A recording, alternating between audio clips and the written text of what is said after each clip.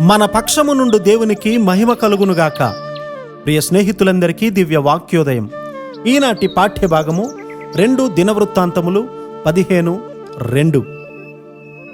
మీరు యెహోవా పక్షపు వారైన ఎడల ఆయన మీ పక్షమున నుండును, మీరు ఆయన యొద్ద విచారణ చేసిన ఎడల ఆయన మీకు ప్రత్యక్షమగును.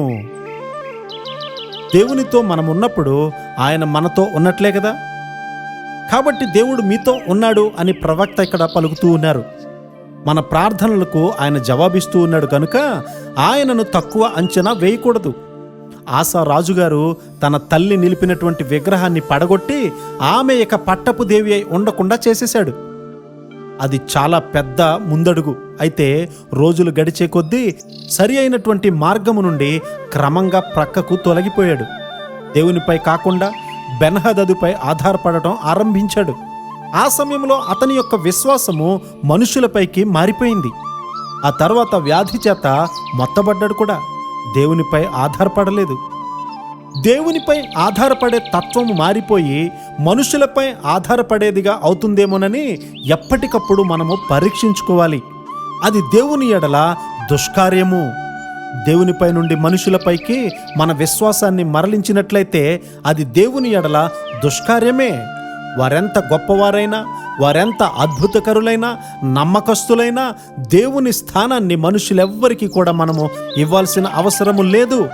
సర్వశక్తిగల దేవునిపై నుండి విశ్వాసము మనుషుల మీదకు మళ్లించడం చాలా ప్రమాదకరము. అబ్రహాము గారు సరిగ్గానే ప్రారంభించాడు. అయితే విశ్వాస మార్గము నుండి తొలగిపోయి ఐగుప్తుకు వెళ్ళారు.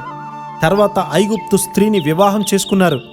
ఈ తప్పటడుగులు ఆయన వేశారు. అయితే వయస్సులో ఎదుగుచూ ఉండగా దేవుని వాక్యాన్ని, ఆజ్ఞలను అనుసరించి ఆయన నడుచుకున్నారు కదా.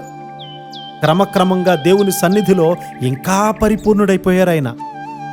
అది చేశాము, ఇది చేశాము అని గొప్పలు చెప్పడం ఆపండి.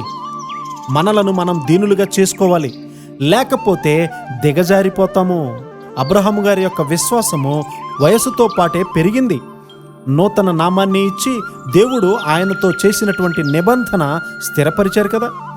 దేవదూతలు అతని ఇంటిని దర్శిస్తూ ఉండేవారు. కుమారుడు జన్మించాడు, ఆ ఒక్కడైనటువంటి కుమారుని అర్పించమని అతని పరిపూర్ణంగా విశ్వాసంలో స్థిరపరిచారు.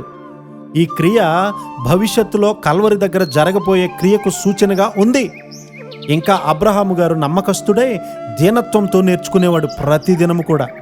మనము కూడా మన సంఘంలో మనుషుల మీద ఆధారపడము. మనకు అనుగ్రహింపబడినవన్నీ కూడా దేవుని దగ్గర నుండి అనుగ్రహింపబడ్డాయి. ఆయనే ఇస్తూ ఉన్నారు. మన కొరకు అన్నీ చేసేది ఆయనే. ఆయనే మనలను దీవించునుగాక. ఆమేన్.